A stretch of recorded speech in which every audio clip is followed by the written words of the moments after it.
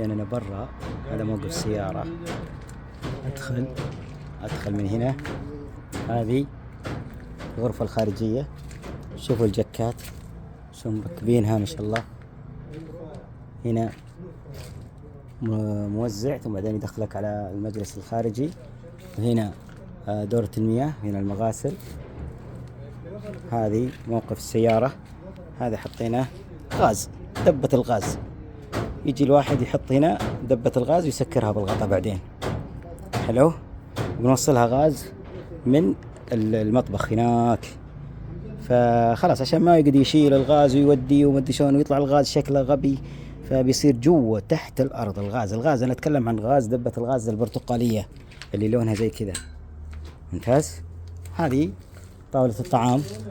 حلو. وهذا الدرج بدأوا يشتغلون فيه. هنا هذه المعلقة، هذه السباكة المعلقة اللي أقول لكم. هنا شوفوا السليفات، بعدها تمشي المواسير من هنا. حلو. حطوا سليفات في الجسور علشان يمررون اللي هو بعدين اللي هو الكيابل الكهرباء بالأسلاك، مواسير المياه التغذية وغيرها زي كذا. وأيضا لو بعد حتى فيه مواسير كبيرة. هذه حديقة، هذا الباب حقها، نفتح من هنا على الحديقة. هذا وريكم إياه الآن. هذا المربع والصفاية هذه، بعدين راح نمدد بزبوز هنا مع السيب وزي كذا، ويصير هنا اللي غسيل السيب يصير تحت الأرض. حلو. نيجي هنا، هذه دورة المياه. هنا شوفوا المعلق، شوفوا هذاك المعلق. هنا تصير مغاسل. هذه العتبات إن ركبناها يدوية كلها. هذا المطبخ كبرناه مرة، لازم كبره. إن شاء الله عندك ثلاجة بابين ولا شيء ولا ده. هذه طاولة الطعام، هذه أيضا فيها المواسير.